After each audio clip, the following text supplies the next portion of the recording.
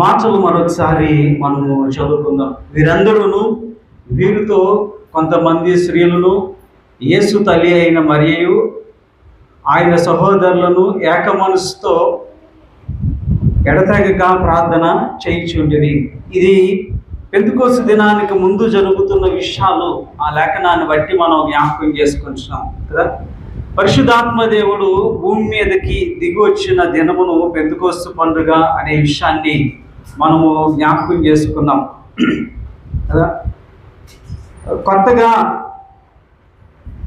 పరిశుద్ధాత్మ దేవుడేమి ఈ భూమి మీదకి రాలేదు, కానీ గడిచిన దినాల్లో మనం జ్ఞాపకం చేసుకున్నట్టుగానే ఆయా సందర్భాల్లో ఆయా సమయాల్లో పరిశుద్ధాత్మ దేవుడు పాత నిబంధన కాలములో మనకి కనిపిస్తూ ఉన్నారు. ఆయా సందర్భాల్లో ఆయా మనుషుల మీదకి అలాగా పరిశుద్ధాత్మ దేవుడు వచ్చి వారి ద్వారా పరిశుద్ధమైన కార్యాలు, అద్భుత కార్యాలు, ఆశీర్వాదకరమైన కార్యాలు చేయించుకుంటూ అలాగే చాలామందిని అభిషేకించిన విధానాన్ని మనము పరిశుద్ధ గ్రంథంలో పాత నిబంధనలో మనము జ్ఞాపకం చేసుకుంటూ ఉంటాం. అలాంటి పరిశుద్ధమైన కార్యాన్ని ఈ దినాన్ని మరలా మనం జ్ఞాపకం చేసుకుంటూ దేవుని కృపలో ముందుకు సాగడానికి ప్రయత్నం చేస్తూ ఉంటున్నాం. ఎప్పుడైతే యేసుక్రీస్తు ప్రభువు వారు మరణించి తిరిగి లేచిన తర్వాత 40 దినాలు మనుషులందరికీ కనిపిస్తూ ఆయా సందర్భాల్లో వారితో మాట్లాడి వెళ్ళిన తర్వాత, అంటే 40 దినాల తర్వాత లేదా ఈస్టర్ తర్వాత 50వ రోజుకి వచ్చినప్పుడు పెంతెకోస్తు పండుగ వస్తుంది అన్నది చరిత్ర మనకి జ్ఞాపకం చేస్తూ ఉంది. అక్కడ ఆ దినాన్ని 120 మంది ఆ మేడగదిలో ఉండి ఎడతెగక వారు ఏకమనసుతో ప్రార్థన చేస్తున్నారు అనే విషయాలు గడిచిన దినాల్లో మనము జ్ఞాపకం చేసుకున్నాం. ఆ వచనాలు మరొకసారి మనం అర్థం చేసుకోగలిగితే అక్కడ అంటున్నారు 15వ వచనంలో, ఆ కాలము ఇంచుమించు 120 మంది సహోదరులు కూడి ఉండగా పేతురు లేదా మనం అక్కడ చూస్తే 120 మంది కూడి ఉన్నారు అనే విషయాన్ని చూస్తున్నాం. అలాగే 13వ వచనంలో మనం జ్ఞాపకం చేసుకున్నాము, వారు ఆ పట్టణంలో ప్రవేశించి తాము బస చేయుచున్న ఆ మేడగదిలోకి, ఆ మేడగదిని బస చేసుకునే గదిలాగా వారు మార్చుకున్నారని, అక్కడ అపోస్తులు అందరూ కూడా దాంట్లో ఉన్నారు అనే విషయాన్ని లేఖనాలను బట్టి మనము చాలా స్పష్టంగా జ్ఞాపకం చేసుకుంటున్నాం కదా. ఇద్దరు ఏకీభించి ప్రార్థన చేస్తే పరిశుద్ధాత్మ దేవుడు దిగి వస్తారు అన్న మాటని మనము జ్ఞాపకం చేసుకుంటూనే అక్కడ వాళ్ళందరూ కూడా ఏకమనసుతో 120 మంది కలిసి ప్రార్థన చేసినప్పుడు జరిగిన అద్భుతాలు కూడా మనము గడిచిన ఆదివార దినాన్ని జ్ఞాపకం చేసుకున్నాం కదా. కలిసి ప్రార్థన చేయడం వల్ల కలిగి ఉంటున్న అద్భుతాన్ని లేదా వారికి కలిగిన వాళ్ళు నేర్చుకుంటున్న అంశాలను ఈ దినాన్ని మనము జాగ్రత్తగా జ్ఞాపకం చేసుకోవచ్చు. అక్కడ మనం చూస్తూ ఉంటున్నప్పుడు ఎప్పుడైతే ఆ పెంతెకోస్తు దినాన్ని పరిశుద్ధాత్మ దేవుడు దిగి వచ్చారో అక్కడ వాగ్దానాలు నెరవేరబడ్డాయి అనే విషయాన్ని జ్ఞాపకం చేసుకుంటున్నాం. ఏంటంటే వాగ్దానము నెరవేరబడింది అనే విషయాన్ని మనము జ్ఞాపకం చేసుకుంటున్నాం. అప్పుడుంటున్న ప్రస్తుత సమాజము లేదా ప్రపంచము మనము తన సేవకుని యొక్క మాటలు నెరవేరుతున్నాయి లేదా సంఘం మీద జరుగుతుంటున్న ఆ దాడులు అయినాటిని బట్టి వారు ఏం చేస్తున్నారట, ఎడతెగక దేవునికి ప్రార్థన చేస్తున్నారు అనే విషయాన్ని మనం జ్ఞాపకం చేసుకుంటున్నాం. చూడండి, యేసుక్రీస్తు ప్రభువు వారు పలికిన మాట, నేను నా సంఘమును కట్టెదను అని చెప్పారు. యేసుక్రీస్తు ప్రభువు వారు ఏం చెప్పారు, నేను నా సంఘాన్ని కడతాను అని చెప్పారంటే ఒక వాగ్దానాన్ని ఇచ్చారు. ఆ వాగ్దానాన్ని ఎప్పుడు నెరవేర్చారు అని అంటే పెంతెకోస్తు దినాన్ని కదా. భూమి మీద క్రైస్తవ సంఘము అనేది ఒకటి ఏమైందట, ఏర్పాటు చేయబడింది అనే విషయాన్ని మనం చేస్తున్నాం. అంటే పెంతెకోస్తు దినాన్ని ఏం జరిగింది అని అంటే వాగ్దానం ఏమైంది, నెరవేరబడింది. వాగ్దానము నెరవేరబడింది అనే మాట మనం చూస్తూ ఉంటున్నాం. చాలా కాలం కింద నుంచి ఈ సమస్యల కొరకు నేను ప్రార్థన చేస్తున్నాను, ఈ ఇబ్బందులు నాకు పోవట్లేదు, అది ఆటంకాలు నాకు తొలగట్లేదు అని అంటున్నట్లయితే దేవుడు అంటున్న మాట మనం జ్ఞాపకం చేసుకోవాలి. దేవుడు వాగ్దానం ఇచ్చారు అని అంటే అది తప్పకుండా ఏమవుతుంది, నెరవేరుతుంది. కాస్త ఆలస్యమైనప్పటికీ ఏమవుతుందంటే ఖచ్చితంగా నెరవేరుతుంది. యేసు ప్రభు చెప్పిన మాటే కదా. ద్వేషించారు, లోకము మిమ్మల్ని ద్వేషించినప్పుడు ఏమవుతుందట చెప్పాలి, లోకం మిమ్మల్ని ద్వేషించినప్పుడు మీకు శ్రమ కలుగుతుంది. అంటే వాగ్దానం ఏమవ్వాలి, ఎప్పుడు నెరవేరాలి? అంతా బాగున్నప్పుడు అంతా బాగానే జరిగిపోతున్నాయి అనుకోండి, ఏమైనా గుర్తొస్తాయి మనకి? ఏది గుర్తురా? శ్రమలు ఇబ్బందులు వచ్చినప్పుడే వాగ్దానాలు ఇవన్నీ మనకు గుర్తొస్తూ ఉంటాయి. అంటే ఆయన అంటున్నారు కదా, వాగ్దానము చెప్పారు, అది నెరవేరాలి అని అంటే కొన్నిసార్లు కొన్ని పరిస్థితులు వ్యతిరేకంగా మారాలి. మారినప్పుడు ఖచ్చితంగా ఆయన మాటను ఆయన నెరవేర్చుకునే దేవునిగా కూడా మనం ఆయన్ని జ్ఞాపకం చేసుకుంటూ వచ్చినాం. చూడండి కదా, అబ్రహాం గారి యొక్క జీవితాన్ని మనం చూసుకోగలిగినట్లయితే దేవుడు అబ్రహాముకి వాగ్దానం ఇచ్చారు, దాన్ని నెరవేర్చుకున్నారనే విషయాన్ని కూడా చూస్తాం. అదే సమయంలో శారమ్మ చెప్తా ఉంటుంది, ఏమని చెప్తా ఉంటుంది కదా, ఆ శారా వాగ్దానం వల్ల ఏం పొందుకుందట? శారా వాగ్దానం వల్ల ఏం పొందుకుందంట? బలం పొందుకుంది. బలం పొందుకుంది. మన వాగ్దానం వల్ల ఏం పొందుకుంటున్నాం? ఆయాసము, నీరసము, అవిశ్వాసము, బాధ, దుఃఖము. వాగ్దానం అయితే దేవుడు ఇచ్చాడు కానండి, ఎప్పుడు నెరవేరుతాడు, ఎన్ని రోజులు ఎన్ని సంవత్సరాలు ఏంటో చేస్తానే ఉన్నాను కానీ ప్రార్థన అవ్వట్లేదు అని నిరుత్సాహపడుతూ ఉంటాం తప్ప, శారమ్మ వాగ్దానాన్ని బట్టి ఏం చేసుకుందట? బలం పొందుకుందట. బలం పొందుకుందట కదా. ఈ దినాన్ని మీకుంటున్న శ్రమలు, ఇబ్బందులు, ఆటంకాలు అవ్వచ్చు, కుటుంబ సమస్యలు అవ్వచ్చు, బిడ్డల గురించి, భవిష్యత్తు గురించిన ఆందోళన అవ్వచ్చు కదా. మనం ఏం చేయాలి? మన బిడ్డల విషయంలో ఆందోళన కలిగి ఉండకూడదు, కానీ వాగ్దానాన్ని బట్టి మనం ఏం చేయాలి? వాటిని ఎత్తిపెట్టి వారి కొరకు మనము ప్రార్థించినప్పుడు దేవుడు ఖచ్చితంగా ఆ ప్రార్థన అంగీకరిస్తాడు కదా. ఆ సన్నిధిని వారిని కదా ఏం చేస్తాను అన్నాడు ఆయన, ఆశీర్వదిస్తాను చెప్పుకున్న దేవుడు. దినాన్ని మనం కూడా ఆ మాటలు మనం జ్ఞాపకం చేసుకొని, దేవుడు అయ్యా మీరు ఇదిగో మా బిడ్డలు ఎట్లా దీవిస్తానన్నావు, ఇట్లాంటి వాగ్దానాలు మాకున్నాయి కనుక అని మనము దుఃఖిస్తూనే దేవుని నామాన్ని బట్టి, వాగ్దానాన్ని బట్టి ధైర్యంగా మనము ప్రార్థన చేయగలిగినప్పుడు వాగ్దానం ఏమవుతుందంటే ఖచ్చితంగా నెరవేర్చబడుతుంది అనే మాట మనం చూస్తూ ఉంటున్నాం. కొత్త నిబంధనలో కదా పక్షవాయువు కలిగిన వ్యక్తిని మనం చూస్తూ ఉంటాం. అతనికి కలిగిన పక్షవాయువుని బట్టి యేసుక్రీస్తు ప్రభువారు ఒక దినాన్ని ఒక ఇంట్లో ఆయన కూడి ఉండి అక్కడ ప్రార్థన చేస్తూ ఉంటున్నప్పుడు వాళ్ళందరూ ఏం చేస్తారు? పక్షవాయువు కలిగిన వ్యక్తిని పైన కప్పు విప్పి పైనుంచి కిందకి దించుతారు. అప్పుడు యేసు ప్రభు అంటారు, అయ్యా నిన్ను బట్టి కాదు కానీ పైనుంచి కిందకి దించారు చూడు, వాళ్ళ విశ్వాసాన్ని బట్టి నేను నీకు ఏం చేయబోతున్నాను? కార్యం చేయబోతున్నాను అంటారు. ఈ దినాన్ని వాగ్దానం వచ్చినప్పుడు ఇంట్లో వాళ్ళందరూ విశ్వసించారు, నమ్మారు, కానీ తర్వాత మీకున్నంత విశ్వాసము, మీకున్నంత ఆత్మీయ బలము, శక్తి వారికి ఉండకపోవచ్చు, వారు నమ్మకపోవచ్చు. కానీ వాళ్ళ పక్షాన్ని ఎవరు ప్రార్థన చేయాలి? ఇప్పుడు విశ్వసిస్తూ నువ్వు ప్రార్థన చేయాలి. అందుకే ఆ మాట జ్ఞాపకం చేశాను కదా. పైనుంచి దించిన వారికి విశ్వాసమును బట్టి దేవుడు ఏం చేశాడట? ఆ వ్యక్తికి స్వస్థత కలిగించాలనే మాట మనం జ్ఞాపకం చేసుకుంటున్నాం. ఈ దినాన్ని ఇంటి వారు నమ్మకపోవచ్చు, వారి విశ్వాసం నుంచి తొలగిపోవచ్చు, కానీ దేవుడు నిన్ను చూసి నీ ప్రార్థన బట్టి ఆ ఇంట్లో ఏం చేయబోతున్నాడు? కార్యం చేస్తారు అనే విషయాన్ని మనము జ్ఞాపకం చేసుకోవాలి కదా. 18 మందిలో ఒకడు చనిపోయాడు, వాళ్ళందరూ వెళ్ళిపోయారు, మామూలుగా ఉండిపోయారు అని కాదు, కానీ అక్కడ వారందరూ వారి గురించి ఆలోచించి ఏం చేశారు? 12వ ఒకరిని మరొకరిని ఎన్నుకున్నట్టుగా మనం చూస్తాం గడిచిన దినాల్లో. ఇక్కడ చూస్తూ ఉంటున్నాము. కానీ యేసుక్రీస్తు ప్రభువారు వాగ్దానము ఇచ్చిన దేవుడు ఆ వాగ్దానాన్ని ఏం చేస్తాడు? ఖచ్చితంగా నెరవేరుస్తారు అనే విషయాన్ని కూడా మనం జ్ఞాపకం చేసుకోవాలి. చూడండి ఒకసారి యోహాను సువార్త 16వ అధ్యాయము 12వ వచనాన్ని 7వ వచనం చూద్దాం. అయితే నేను మీతో సత్యము చెప్పుచున్నాను, అమ్మా నేను వెళ్ళిపోవటం వలన మీకు ప్రయోజనకరము, నేను వెళ్ళని ఎడల ఆదరణకర్త మీ వద్దకు రాడు కదా. నేను వెళ్తేనే మీకు ప్రయోజనం, నేను వెళ్ళడం వల్ల ప్రయోజనం ఏంటంట? ఆదరణకర్త మీ దగ్గరికి వస్తారు, ఆదరణకర్త మీ దగ్గరికి వస్తాడు. ఆయన వెళ్ళిపోవడం వల్ల వీళ్ళకి శ్రమలు వచ్చినాయి, ఇబ్బందులు వచ్చినాయి, కానీ లాభం ఏంటి అని అంటే పరిశుద్ధాత్మ దేవుడు వారి మీదకి వచ్చినట్టుగా, వారి దగ్గరికి వచ్చినట్టుగా లేఖనాలను బట్టి మనం చూస్తూ ఉంటున్నాము కదా. పరిశుద్ధాత్మ దేవుడు రావడము, రాక ఎక్కువగా ప్రయోజనకరము అనే మాటని అక్కడ యేసుక్రీస్తు ప్రభువారు జ్ఞాపకం చేస్తూ ఉంటున్నారు. చూడండి ఎఫెసీ పత్రిక 4వ అధ్యాయము 30వ వచనము.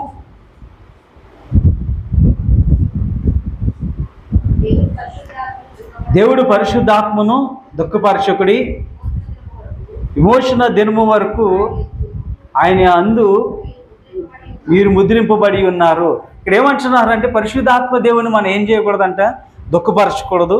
అలాగే యేసుక్రీస్తు ప్రభువారు అందరికి ఏం చెప్పారు యోహాను సువార్తలో, నేను వెళ్ళడమే మీకు ఉపయోగము, మంచిది, ప్రయోజనకరం. ఎందుకు అని అంటే ఆదరణకర్త పరిశుద్ధాత్మ దేవుడు అప్పుడే మీ దగ్గరకు వస్తారు అని అంటే మనం పరిశుద్ధాత్మ దేవుని ఏం చేయకూడదు, ఇప్పుడు నిర్లక్ష్యం చేయకూడదు. పరిశుద్ధాత్మ దేవుని పొందుకోవడానికి, పరిశుద్ధాత్మ దేవుణ్ణి ఆహ్వానించుకోవడానికి మనము ఇష్టపడే వారిగా మనం ఉండాలి అన్నది లేఖనాలు జ్ఞాపకం చేస్తున్నాయి.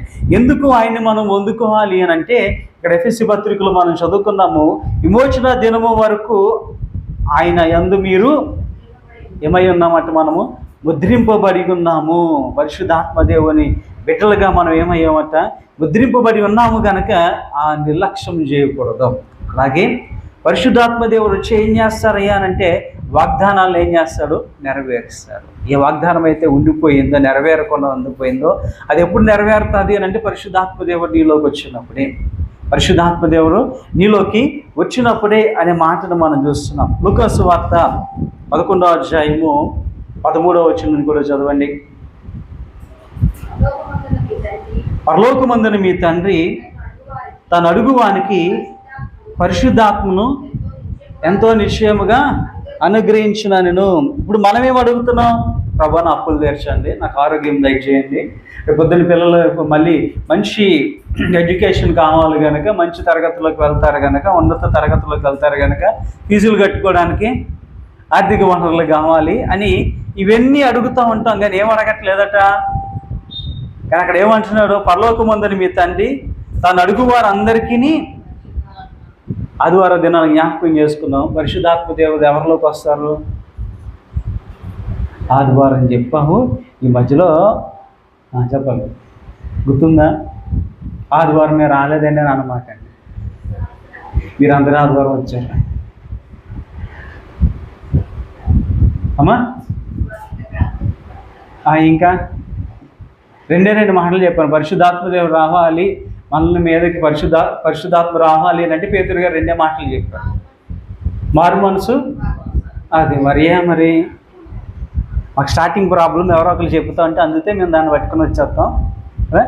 మారు మనసు బాప్తీసు అనుభవం కలిగిన వారి మీదకి ఏమొస్తుందంటే పరిశుద్ధాత్మ దేవుడు వస్తారు అనే మాట మనం జ్ఞాపకం చేస్తున్నాం. ఇప్పుడు నీవు మారు మనసు పరిశుద్ధాత్మ దేవుని అనుభవాన్ని నువ్వు కలిగి ఉంటే దేవుణ్ణి ఏమడుగుతావట, పరిశుద్ధాత్మ దేవుని అడుగుతావు. అయ్యా నాకు పరిశుద్ధాత్మ దేవునక వరము నాకు దయచేయి అని అడుగుతావట. అడిగితే ఆయన ఏం చేస్తాడట, ఖచ్చితంగా ఇచ్చేస్తానని చెప్తున్నాడు, ఖచ్చితంగా ఇస్తానని చెప్తున్నాడు. మరి దినాన్ని మరి ఎందుకు మనము ఆలస్యం చేస్తున్నాము అనే మాట మనం జ్ఞాపకం చేసుకోవాలి కదా. ఒకసారి మనం జ్ఞాపకం చేసుకుంటే గబ్రియేలు దేవదూత జకర్యాతో మాట్లాడుతూ కదా వార్త ఇచ్చినప్పుడు ఏమన్నారంట, తగిన కాలం వస్తుంది, ఆ కాలం వచ్చినప్పుడు అవన్నీ నెరవేరుతాయ్యా అని జకర్యాతో చెప్పారట. ఈ దినాన్ని మనం కూడా ఆ తగిన కాలం కొరకు ఏం చేయాలి, ఎదురు చూస్తూ మేడగదులు వాళ్ళు ఏం చేశారు, ఎడతెగక ప్రార్థన చేశారు. ఈ దినాన్ని మనం కూడా ఎడతెగక ప్రార్థన చేయాలి. లూకా సువార్త 1వ అధ్యాయం 20వ వచనం చూడండి. మరియు నా మాటలు వాటి కాలమందు నెరవేరును కదా. ఒక కాలం ఆయన ఏర్పాటు చేసుకున్నాడు, ఆ కాలంలో ఏమవుతాయట, మాటలు నెరవేర్చబడతాయి అనే వాక్యాన్ని మనం జ్ఞాపకం చేసుకుంటున్నాము కదా. నీకు వాగ్దానం వచ్చి చాలా కాలమైంది, ఎదురు చూస్తున్నావు. దేవుడు అంటున్నాడు కదా, ఆ మాటలు నెరవేరు కాలము ఒకటి ఉంది, ఆ కాలంలో నెరవేరుతాయి. అప్పటి వరకు ఏం చేయాలి, విశ్వాసంతో ఏక మనసుతో దేవునికి ప్రార్థన చేయాలి. ప్రభా అని మనము ఎడతెగక ప్రార్థన చేసినప్పుడు మనకు తెలుసు కదా, ఒకడు విసుక్కుండా మాటికి అడిగితే ఏం చేస్తాడట అంటే, వాడు అన్నాను కదా అని వాడని ఎక్కడ ఉంది అని ఆలోచించుకున్నాను. ఒక తల్లి విధవరాలు అడుగుతూ ఉంటుంది రాజు దగ్గరికి వెళ్ళి, అయ్యా నాకు న్యాయం చేయి, నాకు న్యాయం చేయి అంటే, సాయంకాలం రా, ఇప్పుడు ఎండగా ఉంది కదా ఇప్పుడు వద్దు అన్నాడు. సరేలేదు సాయంకాలం ఇప్పుడు కాదు రేపు పొద్దున్న రా అన్నాడు. రేపు పొద్దున్న కాదు మళ్ళీ మధ్యాహ్నం రా అన్నాడు. అలాగా ఆవిడ ఏం చేస్తుంది, విసుక్కోకుండా అడిగిన సమయం కల్లా వెళ్ళి అయ్యా అని అడిగితే అక్కడ ఏముంటుంది, ఆ రాజు ఎవడంట, కఠినాత్ముడు అనే మాట కూడా చూస్తాం. అంటే కఠినాత్ముడికే అన్నిసార్లు మాటికి వెళ్ళి అడిగితే మంచి చెయ్యాలి అనిపించినప్పుడు నీ దేవుడు ఎట్లాంటోడు? ప్రేమ కలిగిన ఆయన, జాలి కలిగిన ఆయన. నువ్వు ఏడుస్తా, నువ్వు బాధపడుతూ ఉంటే ఆయన ఆనందించే దేవుడు కాదు. అట్లాంటి ఆయన్ని నువ్వు మాటి మాటికి అడిగావు అనుకో, ఇస్తారా కూడా? ఏం అడగాలి? పరిశుద్ధాత్మ దేవుని అనుభవాన్ని అడగాలి. అయ్యా పరిశుద్ధాత్మ దేవుని యొక్క శక్తిని నాకు దయచేయండి, అది నాకు కావాలి. ఎందుకు అంటే గడిచిన దినాన్ని మనం జ్ఞాపకం చేసుకున్నాము. నువ్వు సంఘంలో ఉంటున్నావు, నువ్వు నీ సంఘం అభివృద్ధి చెందాలంటే ఆత్మీయ వరాల చేత నువ్వేమవ్వాలి? క్షేమాభివృద్ధిలోకి వెళ్ళాలి.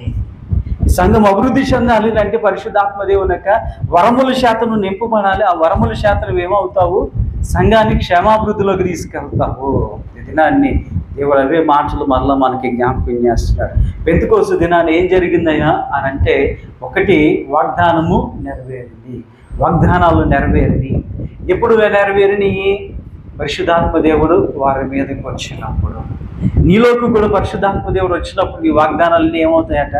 నెరవేర్చబడతాయి. దేవుడు అదే దినాన్ని మళ్ళా మనకి జ్ఞాపకం చేస్తూ ఉంటున్నాడు కదా. వాగ్దానము నెరవేరే కాలం ఒకటి ఉంది. వాగ్దానం అనేది ఆయన ఖచ్చితంగా నెరవేర్చే దేవుడు.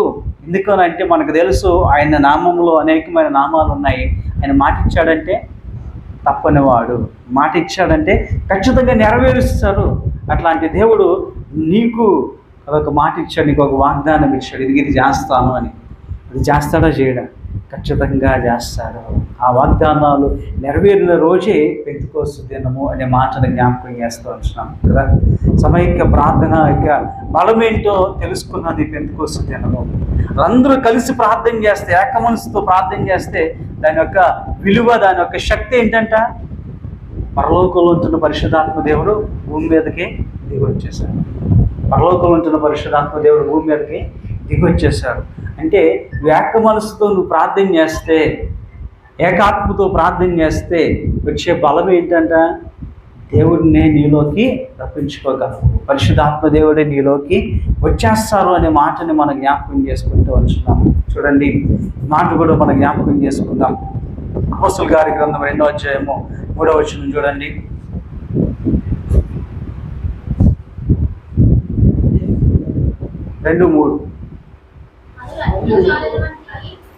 మరియు అగ్నిజాలాల వంటి నాలుకలు విభజింపబడినట్లుగా వారికి కనబడి ఒక్కొక్క మీద రాలుగా. ఇక్కడ చూస్తున్న 120 మంది ఉన్నారు. 120 మందికి కదా ఒక్కొక్కళ్ళ మీదకి ఒక్కొక్క అగ్నిజ్వాల రాలిందట. ఒక్కొక్కళ్ళ మీదకి ఒక్కొక్క అగ్నిజ్వాల రాలిందంట కదా. అందరికీ పెట్టేసి దీంట్లో మీరు తీరండి అని చెప్పలా. అందరికీ ఎవరు సపరేట్ వాళ్ళకి కదా, ఎవరిది వారికి సపరేట్గా ఇచ్చినట్టుగా లేఖనాలను బట్టి మనము ఆ మాటలు జ్ఞాపకం చేసుకుంటున్నాం కదా.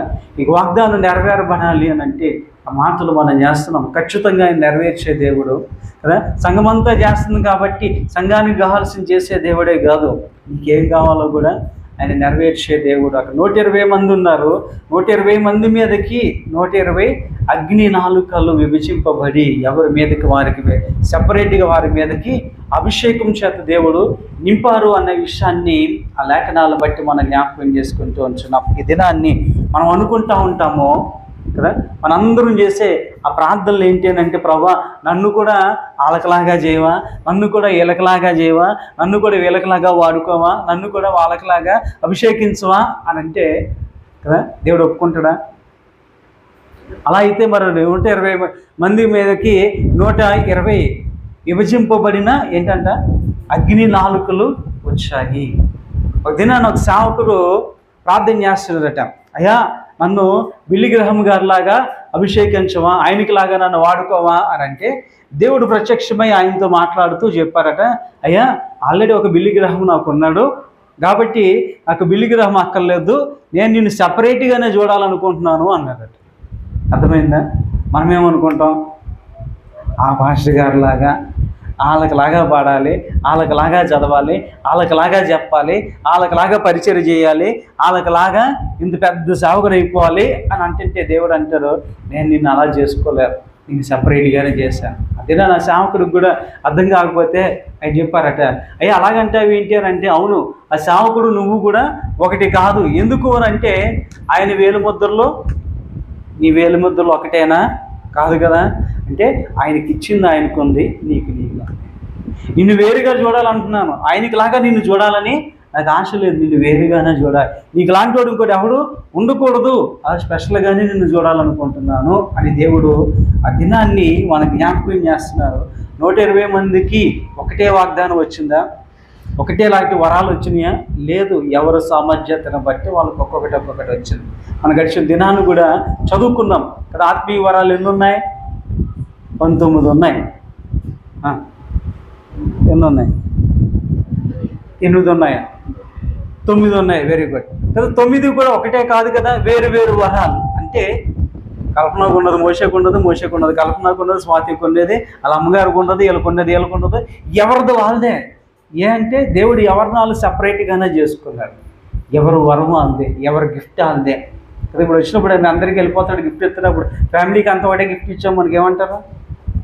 మరి పిసినారుల్లదే ఏరియాలో ఫ్యామిలీ గిఫ్ట్ ఏంటిది చిరాకు కానీ, అవునా కదా. ఎవరి కాళ్ళకి ఇవ్వడము అనేసి, అవునా కదా. కానుకలు వేసేటప్పుడేమో అందరం కానుకలు వేయాలట, గిఫ్ట్ ఇచ్చేటప్పుడేమో కదా. దేవుడు అట్లాగే కదా. వచ్చి నువ్వు ప్రార్థన చేస్తున్నప్పుడు నీకు ఇవ్వాల్సిన గిఫ్ట్ నీకు ఇస్తాడు, పక్కన వాళ్ళకి ఇవ్వాల్సింది పక్కన వాడికి ఇస్తాడు. అందుకే అంటున్నారు కదా, వాళ్ళందరూ ఏక మనసుతో కూడి ఏకీవించి ప్రార్థన చేస్తున్నప్పుడు ఆకాశం తెరవబడింది. పౌరం వలె పరిశుద్ధాత్మ దేవుడు అక్కడికి వచ్చారు. అగ్ని జ్వాలలు, అగ్ని నాలుకలు వలె విభజింపబడి ఒక్కొక్కరి మీదకి దిగి వచ్చినట్టుగా చూస్తున్నాం. 120 మందికి 120 ప్రత్యేకమైన అభిషేకపు దీవెనలు వారు పొందుకున్నట్టుగా లేఖనాలను బట్టి మనము అర్థం చేసుకుంటున్నాం. ఈ దినాన్ని మనం కూడా ఒకసారి జాగ్రత్తగా జ్ఞాపకం చేసుకోవాలి. ఎవరిది వాళ్ళదే అనే విషయాన్ని జ్ఞాపకం చేసుకోవాలి. ఇంకా సింపుల్గా అర్థం చేసుకుందాం కదా. మోషే ఉన్నాడు, ఈయన కాదు, బైబిల్లో ఉన్న ఆయన కదా. 30-40 లక్షల మందిని ఏం చేశాడు ఆయన? నడిపించుకుంటూ వెళ్ళాడు. వాగ్దాన దేశానికి తీసుకెళ్ళింది ఎవరు తీసుకెళ్లారు? మోషే తీసుకెళ్ళాడా? యెహోషువ తీసుకెళ్ళాడు కదా. అంటే అక్కడ వరకు నడిపించుకునే బాధ్యత ఎవరిదే? మోషేది. ఐగుప్తు నుంచి బయటికి తీసుకొచ్చి 10 తెగుళ్ళు 10 అద్భుతాలు చేయడం ఇవన్నీ చేయవలసిందంతానేమో మోషేది. వాగ్దాన దేశం నడిపించేది హక్కు మటుకు, వెళ్ళినోడు మటుకు ఎవరు? వాడు ఒక్కడే. దేవుడు నిన్ను కూడా అట్లాగే చూస్తున్నాడు. ఈ పని వరకు, ఈ అభిషేకం ఎక్కడి వరకు కదా. నీదంటూ నీకు స్పెషల్ ఉంది. మోషే గొప్పవాడా లేకపోతే అహరోను యెహోషువ గొప్పవాలంటే ఎవరిది వారిగా ఉంది. ఇక మనం జ్ఞాపకం చేసుకోవచ్చు. ఏలియా మనిషి ప్రవక్తే, కానీ ఒక్కడనే శిష్యుని తయారు చేశాడు. ఎలీషాను ఒక్కడనే తయారు చేశాడు. అదే ఎలీషా ప్రారంభం నుంచి అనేక మంది శిష్యుల్ని ఏర్పాటు చేసేసుకున్నాడు. కనుక ఎలీషా గొప్పడే, ఏలియా గొప్పడా? ఎవరిది వాళ్ళదే.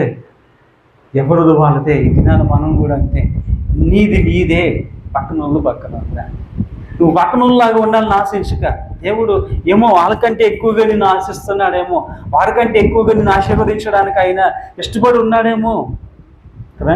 దినాన్ని దేవుడి మాటలు మనం జ్ఞాపకం చేసుకోవచ్చు కదా. పేతురు గారు ఎక్కడ వాక్యం చెప్పినా 3,000 మంది 5,000 మందికి బాప్తీసం ఇచ్చేశారు. కానీ పౌలు గారు అట్లా ఇవ్వలే, శిష్యులను తయారు చేసుకున్నాడు. అర్థమైందా? ఇప్పుడు ఎవరు గొప్పవాడు? పేతురు గొప్పవారా? పౌలు గారు గొప్పలా? ఎవరు దాలదే. కానీ మనమేం ఫీల్ అవుతాం? ప్రభా, వాళ్ళకి లాంటి స్వరం నాకు ఉండండి, ఎంత బాగున్నా, నాకు అలాంటి స్వరమా, వాళ్ళకి లాగా నేను కూడా గొప్పదాన్ని అయిపోతే ఎంత బాగుంటుందో, నేను కూడా చక్కగా పనులు చేసి తెలుసా? అవి వద్దు. దేవుడు నిన్ను సపరేట్గానే చూడాలనుకుంటాడు, ప్రత్యేకంగానే చూడాలని ఆయన ఆశపడుతున్నారు అనే విషయాన్ని జ్ఞాపకం చేస్తూ ఉంటున్నాము. ఈ దినాన్ని దేవుని మాటలు మళ్ళా మీకు జ్ఞాపకం చేస్తూ ఉంటున్నాం కదా. మొట్టమొదటిగా మనం చూస్తున్నాము ఆ పెంతెకోస్తు దినాన్ని ఏం జరిగిందయ్యా అని అంటే, సమైక్య ప్రార్థన యొక్క బలం ఏంటా అన్నది ఆ దినాన్ని తెలిసింది. సమైక్యంగా ప్రార్థన చేస్తే ఏమవుతుంది అన్నది ఆ పెంతెకోస్తు దినాన్ని తెలుసుకున్నాం. రెండవది, వాగ్దానం అనేది నెరవేరబడింది. మూడవది, మీ కొరకు ప్రత్యేకమైన అగ్ని జ్వాలలు సిద్ధపరచబడి ఉన్నాయి అనే మాట నాకు అర్థమైంది. అందరూ ప్రార్థన చేస్తున్నాయి, ఎవరికొకరికి వస్తుందిలే అని అలా ఏం అనుకోలేదు, ఏమో తెలీదు. కానీ దేవుడు అందరూ చేస్తే ఒకటే ఇస్తానని అనలా, ఎవరిదో వారికి సపరేట్గా వచ్చారు కదా. 120 మందిలో కదా ఒకరు విడవబడలేదు అనే విషయాన్ని జ్ఞాపకం చేస్తారు. 120 మందిలో ఒకళ్ళు కూడా విడవబడలేదు. వచ్చిన వాళ్ళందరూ దీవించబడ్డారు. వచ్చిన వాళ్ళందరూ దీవించబడలేదు. మనం స్నాక్స్ ఇస్తున్నాం అనుకోండి, లేదా మన పెళ్ళిళ్ళలో ఫంక్షన్లు ఏం చేస్తున్నాం అనుకోండి, పిలబడిన వాళ్ళందరికీ భోజనం సరిపోతాయా? ఎక్కడో లోటుపాట్లు వస్తాయి. లాస్ట్లో చక్కటి పెరుగు, చక్కటి సాంబార్లు దొరుకుతాయి మనకి, అవునా కదా? ఫస్ట్లో వాళ్ళకి ఏం పెద్ద బాగు, అవునా? అంత రివర్స్ మనది. అప్పుడు మంచిగా దొరికేస్తా అంటే చివరికి వచ్చేసరికి అంటే ఎస్టిమేషన్ తేడా వచ్చేసింది, లేకపోతే ఎక్కువైపోయారు కనుక పెట్టలేకపోతున్నాం, అలా కాదురా ఇది కాదురా అంటాం. ఏదో మనమే స్నాక్స్ ఇస్తున్నప్పుడు అక్కడ పొరపాటు తేడా వచ్చింది అనుకోండి, ఏం చేస్తాం? మన దగ్గర ఇంకోళ్ళకి ఇచ్చేసి మనం సైలెంట్ అయిపోయి ఎంత తగ్గించుకున్నట్టు ఫీల్ అయిపోతామో కదా. కనుక 120 మంది వచ్చారట. 120 మంది మీదకి దేవునికి అభిషేకం వచ్చిందట. అంటే ఎవరిని మర్చిపోలేదు దేవుడు కదా. 120 మందిని కూడా ఆయన జ్ఞాపకం చేసుకున్నారు. 120 మంది మీదకి కూడా అభిషేకము ఉంది. ఎవరు కూడా విడవబడలేదు. అంటే దేవుని దృష్టిలోకి ఒకసారి నువ్వు వెళ్తే నువ్వు విడవబడడం అనేది ఉండదు అనే విషయాన్ని చాలా స్పష్టంగా దేవుడు ఆ పెంతెకోస్తు దినాన్ని జరిగిన సన్నివేశాన్ని బట్టి జ్ఞాపకం చేస్తున్నాం. 4 విషయాలు జ్ఞాపకం చేశాను. ఒకటి ఏంటంట, ఏదో చెప్పావులేవయ్యా, సమైక్య ప్రార్థన యొక్క విలువేంటో తెలిసింది. రెండోది, వాగ్దానము నెరవేరబడింది. వాగ్దానం నెరవేరబడిన దినం ఏ రోజు అంటే పెంతెకోస్తు దినము. సమైక్య ప్రార్థన యొక్క విలువ తెలిసింది ఏ రోజును అంటే పెంతెకోస్తు దినము. మూడోది ఏంటి, నీ కొరకు ప్రత్యేకమైన అగ్నిజ్వాల ఉంది. నీ కొరకు ప్రత్యేకమైన అగ్నిజ్వాల ఉంది. నాలుగోది, 120 మందిలో ఒకరు కూడా విడవబడలేదు. ఒకరు కూడా విడవబడలేదు. ఈ దినాన్ని ఆ ప్రార్థన ఎందుకు చేయట్లేదు? మనం ఆ ప్రార్థన చేయగలిగితే నీ కుటుంబంలో ఉంటున్న సమస్యలు కూడా ఏమవుతాయి? కుటుంబం అంతా కలిసి ప్రార్థన చేస్తుంది అనుకోండి, కుటుంబం అందరి మీదకి ఆయన అభిషేకం వస్తుంది. వాళ్ళందరికీ వాగ్దానాలు నెరవేర్చబడతాయి. వచ్చి ఉన్న వాళ్ళ ప్రార్థనలు ఏకీపించిన వాళ్ళు ఎవరు కూడా ఏమవరంటే విడువబడరు. అందరి మీదకి ప్రత్యేకమైన అభిషేకం ఉంది, దీవెన ఉంది, ప్రణాళిక ఉంది అని దేవుడి దినాన్ని మరలా మనకి జ్ఞాపకం చేస్తూ ఉంటున్నారు. ఆ అగ్ని జ్వాలలో మీ మీదకి మన మీదకి రావాలి అని అంటే మనం ఖచ్చితంగా ఏక మనసుతో ఏం చేయాలి? ప్రార్థన చేయాలి కదా. పెంతెకోస్తు పండుగ దినాలు ప్రపంచంలో అందరూ కూడా దినాన్ని అందరూ ఏకీపించి ప్రార్థన చేస్తున్నారు కదా. దినాన్ని నీవు కూడా ప్రార్థన చేయగలిగితే అలాగా నీ మీదకి కూడా గొప్ప ఆశీర్వాదాలు వస్తాయి అనే మాటని జ్ఞాపకం చేసుకుంటున్నాం కదా. గుర్తుపెట్టుకోవాలి. యాకోబు కొరకు కదా, యాకోబు ఏం చేశాడంట, ఆ కుటుంబం అంతా నా పక్కన పెట్టి నొక్కనే రేపు అవతలకి వెళ్ళి ఆ రాత్రి అంతా దేవునితోటి పెనుగులాడి ఆశీర్వాదాన్ని పొందుకున్నాడు. పెనుగులాడి ఆశీర్వాదం పొందుకున్నట్టుగా ఇంకొక దినాన్ని అంత విశ్వాసంతో ప్రార్థన చేయగలిగితే దేవుడు నిన్ను కూడా ఆశీర్వదిస్తాడు. సమరయ స్త్రీ కొరకు మధ్యాహ్నము మిట్ట మధ్యాహ్నము ఆ బావి దగ్గరికి యేసుప్రభు వెళ్ళినట్టుగా ఆయన కొరకు ఎదురు చూస్తాము అని అంటే, నేను మార్చాలి అని అంటే ఆయనే నీ కొరకు ఎదురు చూసి నేనేం చేస్తాడో ఆశీర్వదించే గొప్ప మనసు కలిగిన దేవుడు. అలాగే ఆ 120 మంది ఆ మేడగదిలో ఉంటున్నప్పుడు ఆయన వారి మీదకి అగ్ని జ్వాలల వలె పరిశుద్ధాత్మ దేవుడు వచ్చి వారిని ఏం చేశారట? ఆశీర్వదించిన దినం అది. దినాన్ని ఈ సత్యాలు తెలుసుకుంటున్న మనము ఎంతవరకు ప్రభువుకి ఇష్టమైన జీవితాలు మనం జీవిస్తున్నాము ఒకసారి మనం పరిశీలన చేసుకొని ఈ దినాన్ని మనం అర్థం చేసుకోవాలి. ప్రభువా, నేను విడవబడట్లేదు. ఇంకోటేంటి, నాకంటూ ఒక ప్రత్యేకమైన అగ్నిజ్వాల నా కొరకు ఉంది. ఆ వాగ్దానము నెరవేరబోతుంది. నేను ఐక్యతో కలిగిన ప్రార్థనకు విలువేంటో తెలుసుకున్నాను కనుక ఆ ప్రార్థనలు నేను ఏం చేస్తాను? కొనసాగుతాను అనే ఒక మంచి ఉద్దేశంతో నువ్వు ముందుకు సాగలిగితే దేవుడు ఆ నూతన అనుభవాన్ని నీకు, నాకు, సంఘాలకి, కుటుంబాలకి దేవుడు ఇవ్వడానికి ఇష్టపడుతున్నారు కనుక అటు రీతిగా ప్రార్థన చేస్తూ ఆ 4 ఆశీర్వాదాలు మనం పొందుకుంటూ మనం కూడా ఆశీర్వాదములకు కర్తలుగా దేవుడు మనం చేస్తాడనే వాగ్దానాన్ని నెరవేర్చుకుందాం. అటు దీవెన దేవుడు మనందరికీ అనుగ్రహించును గాక. ఆమేన్.